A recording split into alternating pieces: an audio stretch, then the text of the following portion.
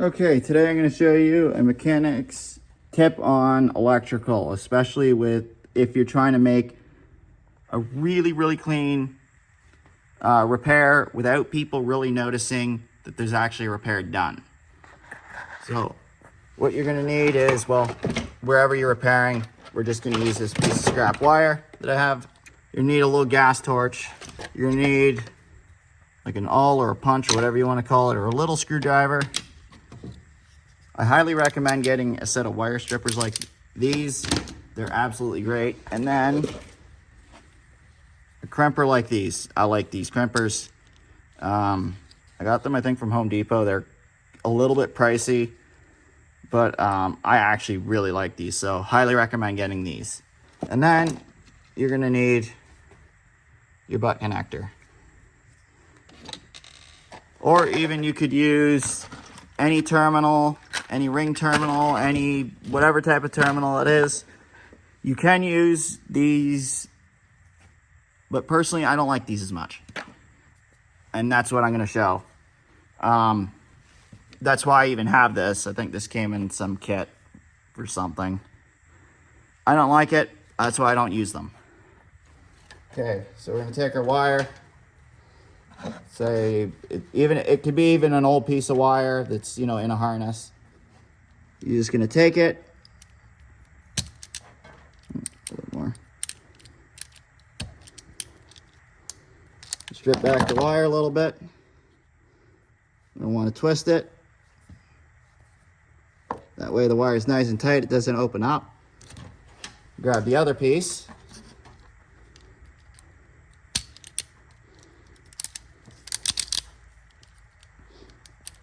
Just a hair more.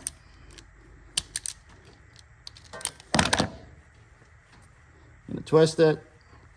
There we go. So you got two nice ends. There you can see them. And these are gonna be nice and tight so they don't come apart, they don't fray, and they don't open up.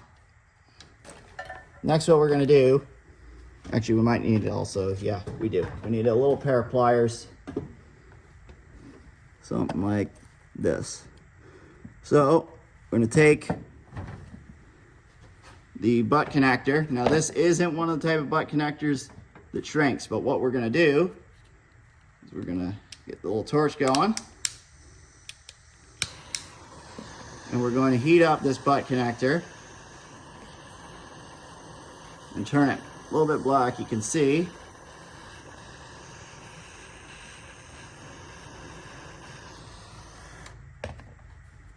So you can see it turned it all black, and we're gonna take it. We're gonna go on with either the screwdriver or the punch,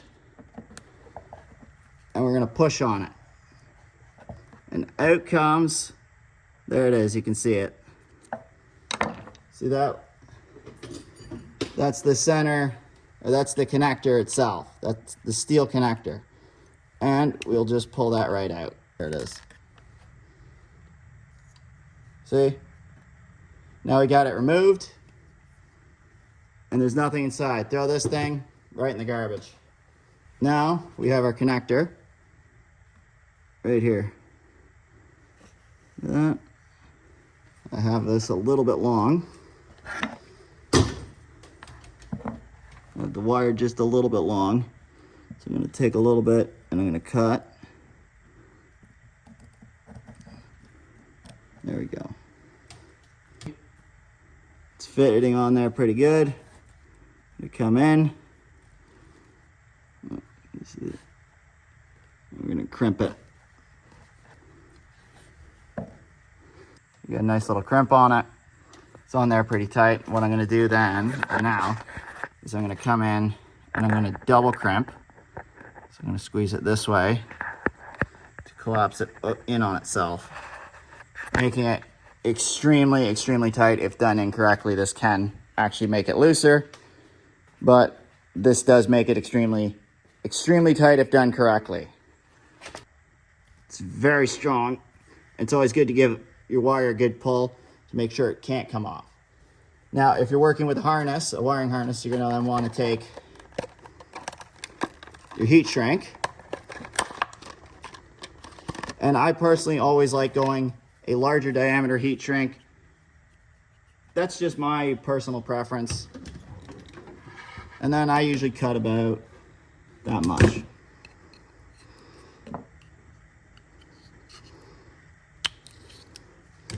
There we go. We're going to crimp it the exact same way. One second.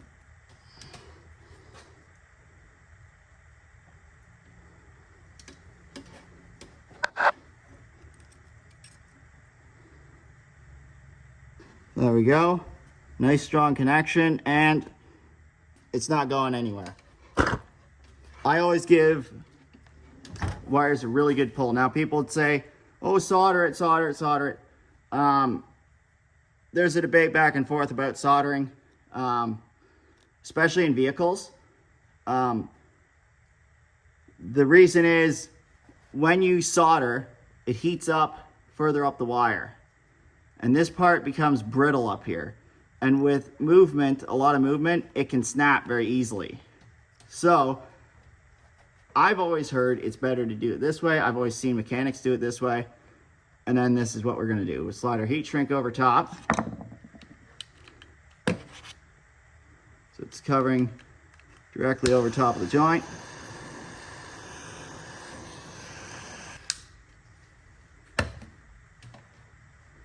And there we go. So I make sure to always have the ones with the glue inside. That way it is watertight.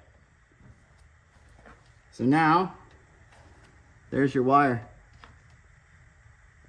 So there's your repair, done. Fully done. This is waterproof. It's gonna take a lot of abuse because less chance of it breaking like this. This is the correct way how to repair a cracked, damaged wire. And then once you put it back in like a harness, and you take a bunch of other wires like that, and you have them around, and then you take some electrical tape, and you wrap it up, you don't even see this. It's completely gone. A lot better than something like this as a repair. This doesn't look professional. See that? Still strong, but this is not professional looking with how that is. This is a lot more difficult to hide, or even this. This is pretty much the same thing, butt connector with heat shrink over top of it.